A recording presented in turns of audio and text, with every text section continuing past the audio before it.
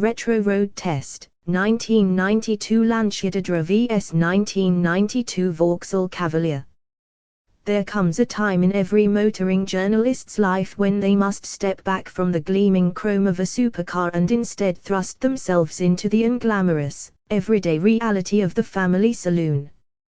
For many British families in 1992, that reality came in the form of two very different cars, the Lancia Dedra and the Vauxhall Cavalier. Both aimed squarely at the middle-class commuter, the school-run king and the motorway mile muncher, yet approached the brief from almost opposite ends of the automotive philosophy spectrum. One is Italian-styled, slightly exotic, and dressed up like it should be enjoying Prosecco in Capri. The other is British-branded, built in Germany, but don't tell anyone, and feels like a solid sausage sandwich with a mug of tea. Neither will set your pulse racing in a straight line, but both have their charms if you know where to look, or if you're being paid to pretend you do. The rivals. Lancia Dedra, 1992 UK spec. The Dedra arrived in the UK in the early 1990s as part of Fiat's attempt to inject some Italian flair into the executive saloon market. Positioned above the Fiat Tempra and below the larger Thema, the Dedra was intended to be a sophisticated alternative to the mainstream likes of Ford Sierra /Mondeo and Vauxhall Cavalier. It wasn't particularly powerful. It wasn't especially cheap. But it did offer quirky Italian styling, plush interior trim, by mainstream standards, and a badge that suggested you were someone with refined tastes, even if your bank balance said otherwise. Typical UK engines included 1.6-litre petrol, 1.8-litre petrol, 2.0-litre petrol, 1.9-litre turbo diesel. All naturally aspirated except for the diesel's modest turbocharger. Vauxhall Cavalier, 1992 UK spec. The Cavalier, by contrast, was the very definition of Middle Britain saloon car in the early 90s.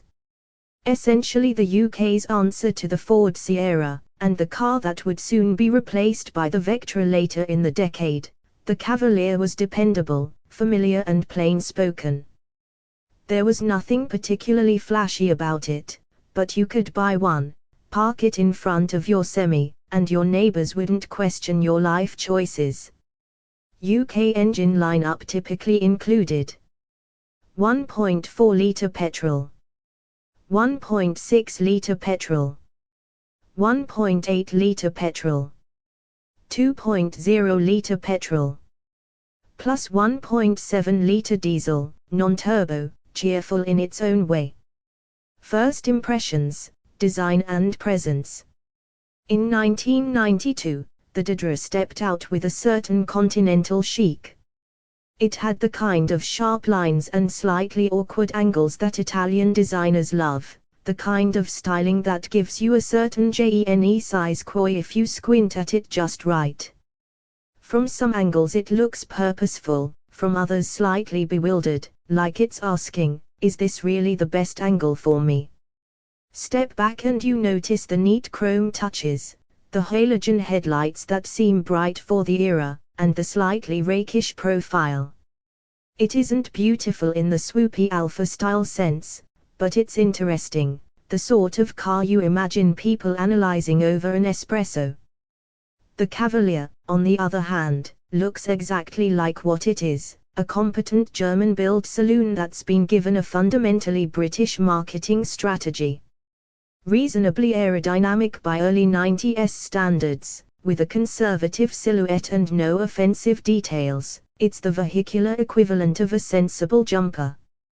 There's no aggression, no flamboyance, no overt charm, just a polite and predictable face that says, I will take you from A to B without fuss. If the Dedra is an espresso, the Cavalier is a cup of builder's tea.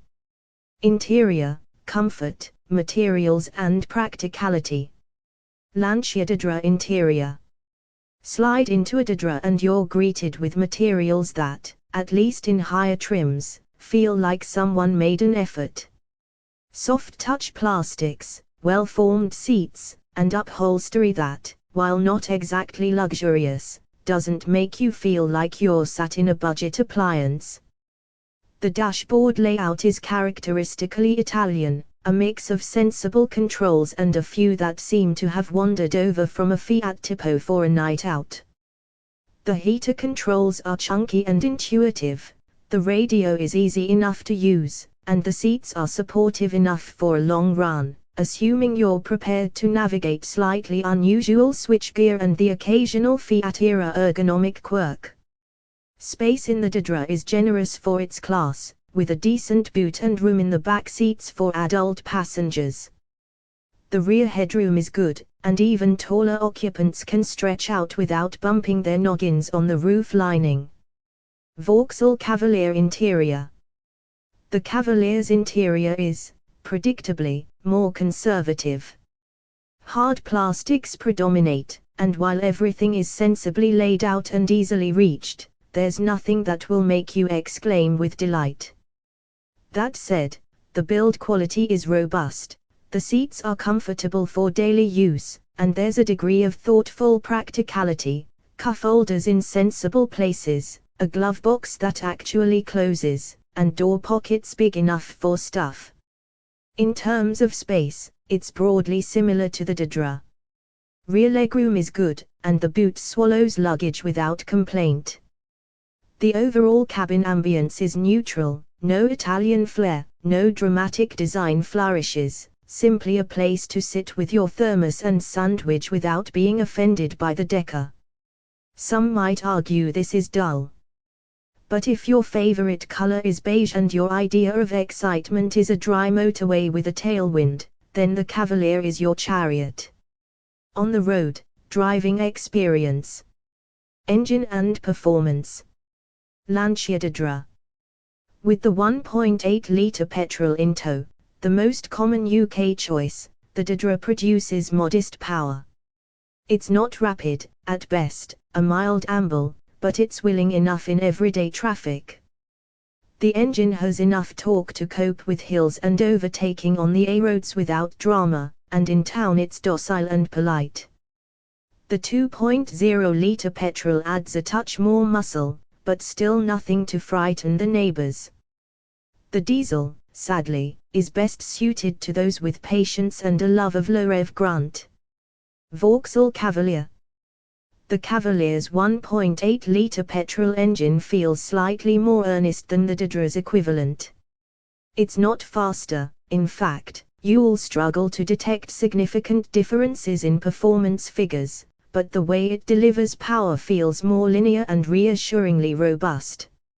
If you opted for a 2.0-litre option, you'd notice a bit more shove, particularly at motorway speeds, where the Cavalier seems happy to settle into a comfortable cruise without feeling like it's working overtime. The diesel, meanwhile, is what you might call economical in the polite British sense. It does its job, returns decent miles per gallon, and doesn't draw attention to itself unless you're revving it enthusiastically, which you won't be, because it's a diesel. Handling and ride comfort. This is where the Italian DNA of the Dedra shows. Lancia, despite Fiat's budget constraints, tried to give the Dedra a chassis that mattered. The steering is reasonably direct for the class, the suspension absorbs bumps with a certain finesse and there's a hint of playfulness if you ask for it. It's not a sports saloon, far from it, but it feels just that little bit more aware of the road beneath it.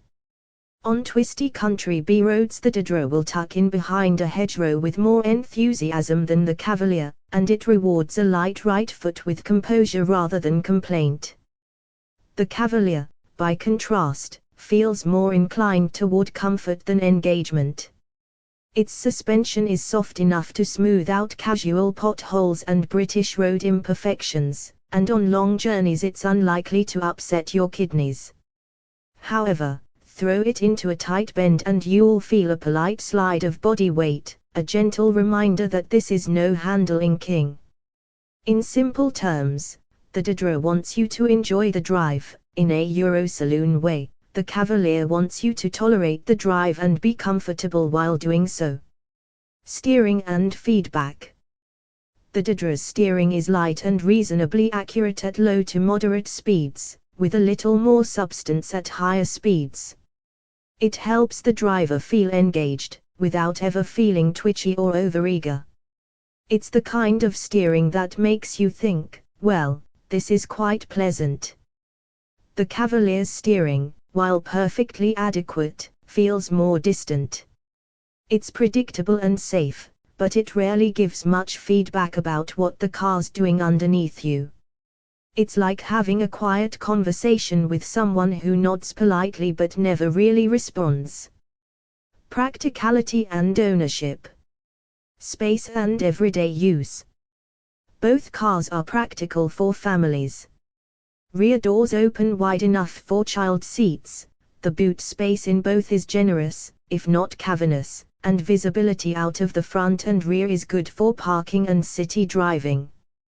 The Dedra's interior bins and cubbies feel a little more thoughtfully designed, while the Cavaliers are larger and more rugged, capable of holding everything from shopping bags to thermoses without collapsing.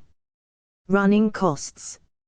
In 1992, running costs were a primary concern for family buyers. Fuel economy for both cars in real-world use was respectable, expect mid-20s to low 30s miles per gallon depending on engine and driving style. Diesels, of course, would return higher figures if you spend a lot of time on motorways. Insurance groupings were fairly high for both, reflecting the size of the cars and the fact they were aimed at experienced drivers as much as families. Parts for the Cavalier were cheaper and more widely available thanks to VAUXHAL's extensive dealer network. The Dedra, Italian-built, often had pricier parts and slightly longer waits for certain components, the kind of thing that makes independent mechanics grin with anticipation. Reliability. This is where the Cavalier comfortably outpoints its Italian rival. The British and German engineering behind the Cavalier meant owners could expect decent mechanical durability with routine servicing. The Dedra, while not outrageously unreliable, did suffer from the occasional Fiat-era electrical gremlin or trim tab mysteriously falling off. Put simply, if you like your car to keep ticking without drama, the Cavalier is the safe bet. If you're prepared to show a little patience and occasional spanner-wielding affection, the Dedra will return your love in the form of slightly more engaging motoring. Features and equipment. Comfort and tech. In 1992, neither car was going to come laden with the gadgetry we take for granted today. Power steering, electric windows, front and rear, central locking and a basic radio forward/cassette player were typical on both, depending on trim. The Dedra's higher trims might include features like sunroof, alloy wheels, climate control and electric mirrors, all quite glamorous for the era. Meanwhile, the Cavalier tended to offer similar features but with a more no-nonsense presentation. Cruise control, for example, was available on certain models of both cars, but in the Cavalier it felt like something extra you got, whereas in the Dedra it felt like something you deserved. Safety.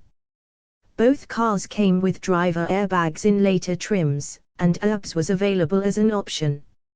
Seatbelt reminders and fairly rigid passenger cells were part of the growing safety awareness of the early 90s. Neither car would win safety awards by modern standards, but for the time they were respectable family transporters. Who should buy which? Choose the Lancia Dedra if you like your car to have a bit of character, even if it's mellow rather than brash. You don't mind paying a little extra for parts or dealership visits. You enjoy a slightly more engaging steering feel and suspension setup. You want a car that looks interesting in a subtle, European sort of way. The Dedra is the car for someone who enjoys personality over bland efficiency. It's the sensible saloon that tries to whisper Italian style into everyday life. For the right owner, it's charming. Choose the VAUXHALL Cavalier if you want dependable, robust, low-fuss motoring. You prioritize practicality and low running costs. You like predictable handling and comfort over sportiness. You want parts and servicing to be cheap and widely available. The Cavalier is the choice of the pragmatic. It won't make you gasp with delight, but it will reliably haul you, your family and your weekly shop without argument, and that's a very British sort of joy. Verdict. In the great duel of the 1992 LANCIA DEDRA vs the 1992 VAUXHALL Cavalier, there is no absolute winner. There is only the right car for the right driver. If you want sensible, dependable, comfortable daily driving, the Cavalier is the stalwart, the unpretentious hero of roundabouts and traffic lights alike. If you want a touch of European flair, engaging feel and slightly more distinctive looks, the Dedra offers a slice of Italian motoring culture wrapped in family-sized practicality. Put them side by side and you'll notice the Cavalier is like a reliable friend who always turns up on time with a flask of tea. The Dedra, meanwhile, is the slightly unpredictable mate who might bring wine, and might turn up late, but makes the journey more enjoyable. Both have their place in 1992's motoring landscape, and both would earn respectable places on UK roads. The choice, in the end, comes down to personality, beige or espresso.